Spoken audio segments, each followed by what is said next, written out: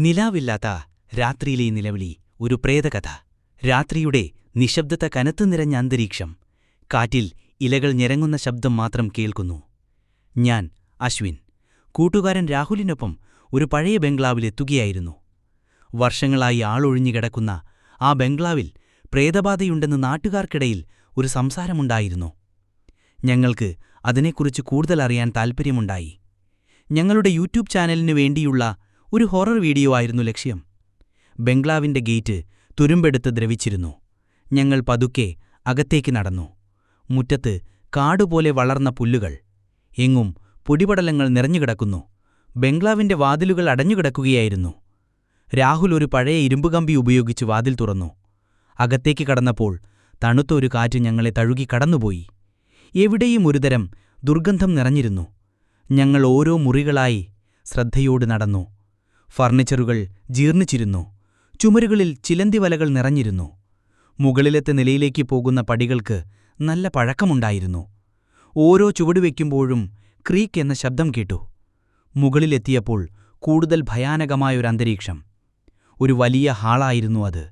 പൊട്ടിപ്പൊളിഞ്ഞ ജനലിലൂടെ പുറത്തെ മങ്ങിയ വെളിച്ചം അകത്തേക്ക് വീഴുന്നുണ്ടായിരുന്നു. പെട്ടെന്ന് ദൂരെ എവിടെ നിന്നോ ഒരു നേർത്ത നിലവിളി കേട്ടു. ഞാനും രാഹുലും ഞെട്ടി പരസ്പരം നോക്കി. വീണ്ടും ആ ശബ്ദം കേട്ടു. കൂടുതൽ വ്യക്തമായി ഹൃദയത്തെ പിളർക്കുന്ന ഒരു നിലവിളി. ഞങ്ങൾ ശബ്ദം കേട്ട ദിശയിലേക്ക് പതുക്കെ നടന്നു. ഒരു പഴയ മുറിയുടെ വാതിൽ പകുതി തുറന്നുകിടക്കുകയായിരുന്നു. ഞങ്ങൾ മെല്ലെ വാതിൽ തുറന്നകത്തേക്ക് നോക്കി. അവിടെ ആരുമുണ്ടായിരുന്നില്ല. പക്ഷേ തറയിൽ പൊടിയിലാരോ ഇഴഞ്ഞതുപോലെയുള്ള പാടുകൾ കണ്ടു. ഭയം ഞങ്ങളെ പതിയെ കീഴ്പ്പെടുത്താൻ തുടങ്ങി. അശ്വിൻ, നമുക്കിവിടെ നിന്നും പോകാം, രാഹുൽ പതിഞ്ഞ സ്വരത്തിൽ പറഞ്ഞു. ഞാനും അതിന് സമ്മതിച്ചു. ഞങ്ങൾ തിരികെ നടക്കാൻ തുടങ്ങിയതും വാതിൽ ശക്തമായി അടഞ്ഞു. ഞങ്ങൾ ഞെട്ടിത്തിരിഞ്ഞു നോക്കിയപ്പോൾ വാതിൽ താനെ പൂട്ടിയിരുന്നു. ഞങ്ങൾ വാതിൽ തുറക്കാൻ ശ്രമിച്ചെങ്കിലും കഴിഞ്ഞില്ല. വീണ്ടും ആ നിലവിളി കേട്ടു. ഇത്തവണ വളരെ അടുത്തായി. ഞങ്ങൾക്ക് പിന്നിൽ നിന്ന് ആരോ കരയുന്നതുപോലെ തോന്നി. ഞങ്ങൾ ധൈര്യം സംഭരിച്ച് തിരിഞ്ഞു നോക്കി. ഒഴിഞ്ഞ ആ മുറിയിൽ മങ്ങിയ വെളിച്ചത്തിൽ ഒരു രൂപം, വെളുത്ത വസ്ത്രം ധരിച്ച ഒരു സ്ത്രീരൂപം ജനലിലൂടെ പുറത്തേക്ക് നോക്കി നിൽക്കുന്നുണ്ടായിരുന്നു. അവളുടെ മുടി കാറ്റിൽ പാറിപ്പറക്കുന്നുണ്ടായിരുന്നു. ഞങ്ങൾ ഒരു നിമിഷം സ്തംഭിച്ചു നിന്നു. പേടി കാരണം ഞങ്ങളുടെ ശരീരങ്ങൾ വിറയ്ക്കാൻ തുടങ്ങി. ആ രൂപം പതിയെ ഞങ്ങളുടെ ദിശയിലേക്ക് നീങ്ങിവന്നു. അവളുടെ മുഖം വെളിച്ചത്തിൽ വ്യക്തമായി കാണാൻ കഴിഞ്ഞില്ലെങ്കിലും ആ കണ്ണുകളിൽ ഒരുവിധ ദുഃഖം നിറഞ്ഞു നിന്നതായി തോന്നി. പെട്ടെന്ന് ശക്തമായൊരു കാറ്റ് വീശി. മുറിയിലെ സാധനങ്ങളെല്ലാം കുലുങ്ങാൻ തുടങ്ങി. ആ സ്ത്രീരൂപം പതിയെ ഞങ്ങളുടെ അടുത്തേക്ക് നീങ്ങിവന്നു. അവളുടെ ചുണ്ടുകൾ അനങ്ങുന്നുണ്ടായിരുന്നു. പക്ഷേ ശബ്ദമൊന്നും കേട്ടില്ല. രാഹുൽ എന്റെ കയ്യിൽ പിടിച്ചു. ഓടാം, അവൻ വിളിച്ചു പറഞ്ഞു. ഞങ്ങൾ വാതിലിലേക്ക് തിരിഞ്ഞു.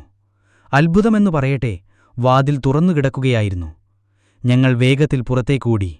പിന്നിൽ ആ ബംഗ്ലാവും അവിടത്തെ ഭീകരമായ കാഴ്ചയും ഉപേക്ഷിച്ച് പുറത്തെത്തിയതിനു ശേഷമാണ് ഞങ്ങൾ ശ്വാസം നേരെ വിട്ടത്.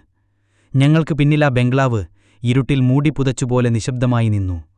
അന്നു രാത്രി ഞങ്ങൾ അനുഭവിച്ചത് ഞങ്ങളുടെ ജീവിതത്തിൽ ഒരിക്കലും മറക്കില്ല. ആ നിലാവില്ലാത്ത രാത്രിയിലെ നിലവിളിയും ആ പ്രേതരൂപവും ഇപ്പോഴും ഞങ്ങളുടെ മനസ്സിലുണ്ട്. ആ ബംഗ്ലാവിൽ എന്താണ് സംഭവിച്ചതെന്ന് ഞങ്ങൾക്കറിയില്ല. പക്ഷേ അവിടെ എന്തോ ഭീകരമായ ഒന്ന് ഒളിപ്പിച്ചു വച്ചിരിക്കുന്നു എന്നത് സത്യമാണ്.